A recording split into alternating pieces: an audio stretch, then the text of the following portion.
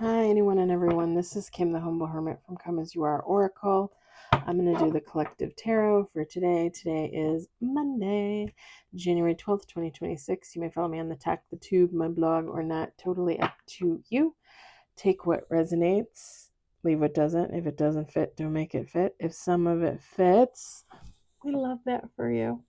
Whatever doesn't, just leave it on the table for someone else. We don't want you taking on energy that wasn't meant for you.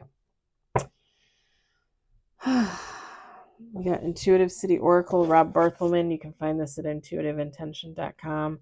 My Intuitive Intention on Etsy. He also sells his decks in the TikTok shop.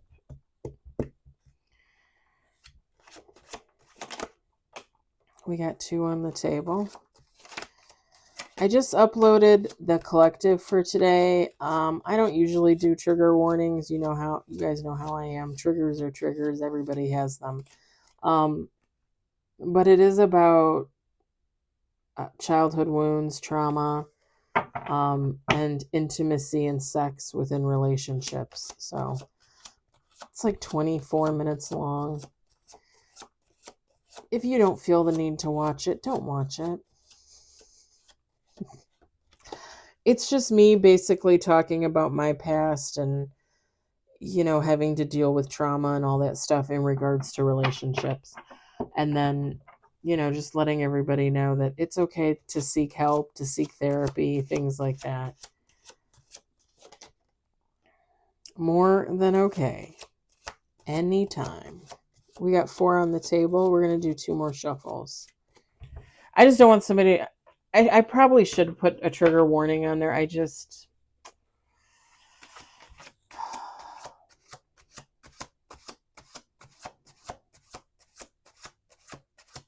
talk about my stuff all the time anyway, so... Last shuffle. 5 on the table.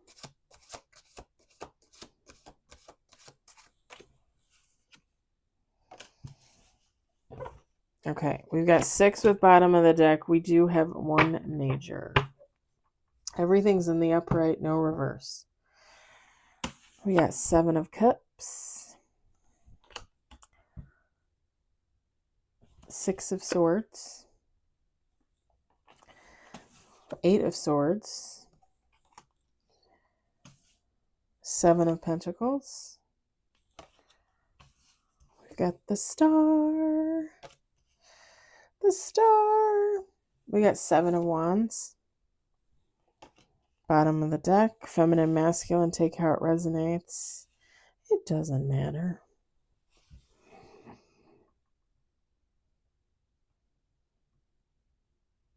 Someone feels like something's not happening. Like, what's not happening?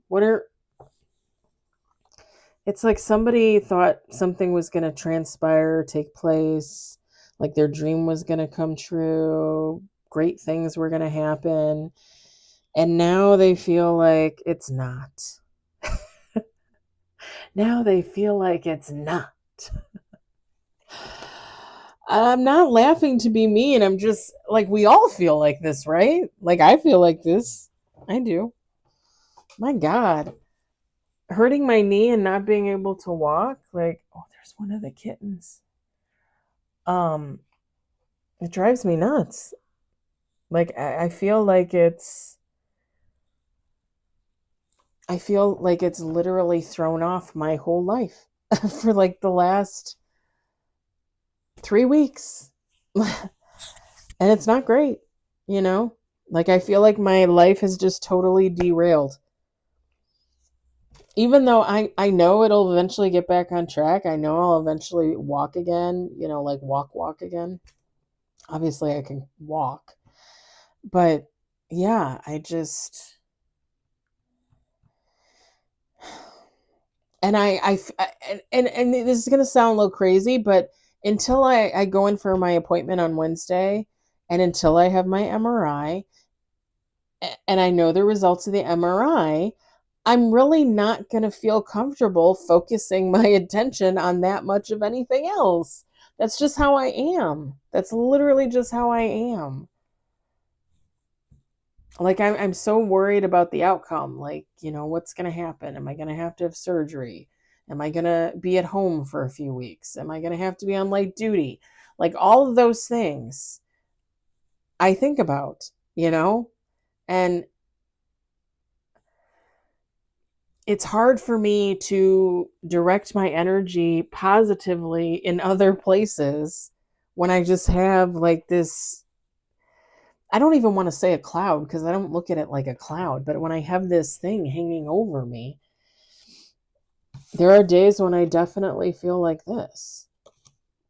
But again, like I know that it's going to get back on track at some point, and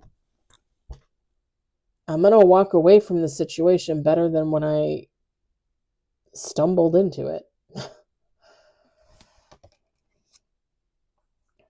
I also want to say to anybody out there, yes, have patience. Yes, things take time, right? But I've said this before, like in regards to like manifestations, right? You have to do something, okay? If your dream and your desire is to be an actress or an actor, right? Because you want to be famous, you want to have money, you want to be absolutely everybody's pinup. You want to be on parents' kids' walls, right? I don't even know if they do that kind of stuff anymore. Anyway, you're not going to get there unless you put a foot forward. Like unless you take some acting classes or go to acting school or do that and go to Hollywood and get an agent and start doing commercials and TV shows and things like that. Like you have to get your feet wet. You have to get your foot in the door. Like, and don't get me wrong, I know there are actors and actresses out there that come from long-standing actors and actresses, like families, like it's in the blood. I get that. The grandparents an actor, the parents an actor, the kids an actor. I get it, right? There's tons of families like that. Drew Barrymore's family, Angelina Jolie, uh, Gwyneth Paltrow's mom. I can't remember if her dad was an actor or not, but her mom was, Blythe Danner.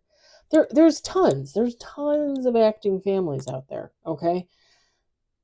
But if you don't have that, if you don't have that if you don't have that connection, and you got to make your own way, you got to start somewhere.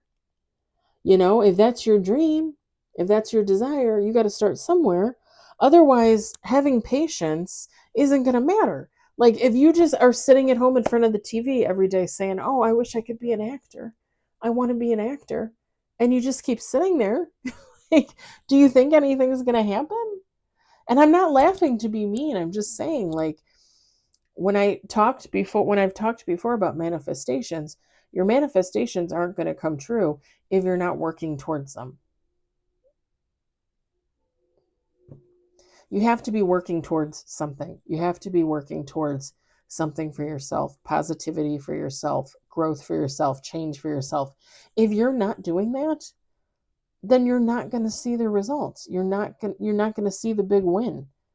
It's just not going to happen. It's just like, okay, and I know I've used this example before.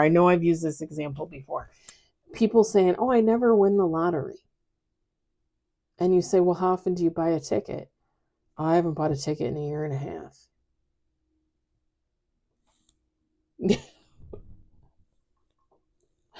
Am I crazy? Am I cuckoo for Cocoa Puffs? Like if you're not buying, if it's your dream to win the lotto and you think you're gonna win the lotto and you want to win the lotto, don't you think you should go buy a ticket often and play the same numbers, please? Please play the same numbers. You have a better chance of winning if you play the same numbers than if you just do a quick pick. Play the same numbers and play, and you don't have to play every day, okay? You don't have to do that. But like, once a week or once every 2 weeks or once a month or something. It's $2 for a Powerball ticket. $2 for I think it's $2 for all the tickets. Lotto, Powerball. What's the other one? What is it? Is it million? Is it called something millions or something billions? I can't remember. I always play Powerball, and I do it every day that they have Powerball. So I play 3 times a week. Monday, Wednesday, and Saturday. It's $6 a week. That is my gambling addiction. And don't get me wrong, I miss days because I forget to buy the ticket, but I play, and I play the same numbers every time. Every stinking time. I play the same numbers. You better believe it.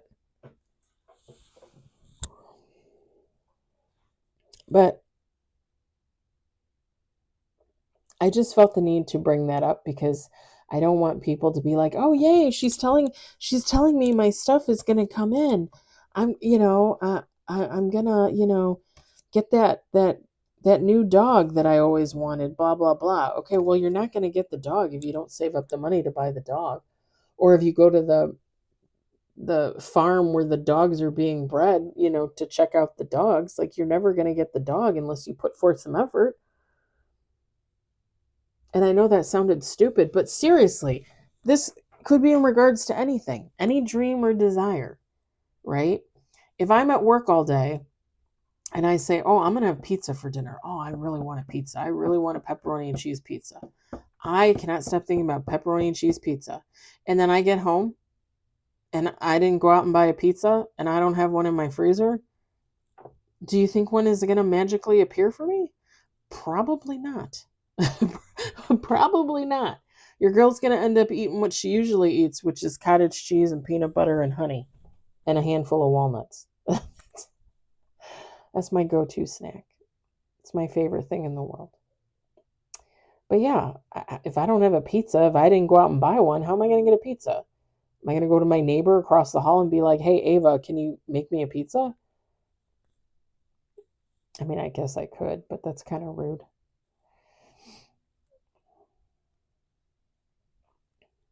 So while this reading is saying you have to have patience, things come when they come, right? Divine timing. We talk about divine timing. You guys know how I feel about divine timing. That changes, You could watch a reading and a reader will tell you, "Oh, you're going to get that new TV in a week." And a week goes by and you don't get the new TV. And then you realize, "Oh, well, I probably didn't get the TV because of this, that, and the other." Well, things change. People change. Like situations change, businesses change. You didn't get the free TV because something changed. Like something was on course for you to get the free TV, but then something changed and now you don't get a free TV, right? That's divine timing. That is divine timing. Like when I say love is coming in for you, it's coming in for you. Karen, Todd, it's coming in for you. And a month and a half, 2 months goes by and you're like, "There's nobody here. Like, I don't have a love interest. Where are they?" Because whoever was coming towards you decided not to come towards you. Or God pulled them in a different direction. Or they went in a different direction. Or they had to do something else before they could come towards you. Everything in divine timing. When God has a plan, right? I've used this before too. When God has a plan for 2 people to be together, but they don't get together just yet, it's probably because one or both of these people has something that they got to do before they get together.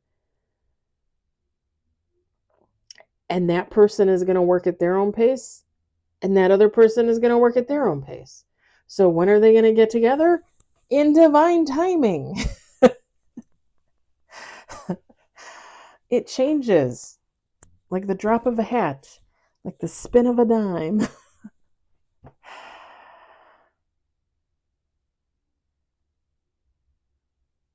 I'm going to leave it there. I'm going to leave it there. I spent 24 minutes on the other reading, which was just unbearably sad and just sad and kind of hard to do. Not for me, but I feel bad. Like, I feel bad trying to give advice to people when I feel like people need to work through their stuff on their own, if that makes sense. I mean, I realize I give advice to people every day, but not like about, not what I was specifically talking about. Anyway, I'm going to leave it here. I'm going to let it rest. I hope it resonated for someone. I hope you enjoyed it. I hope, if anything, you were entertained. Divine timing. I'll talk to you later. Bye.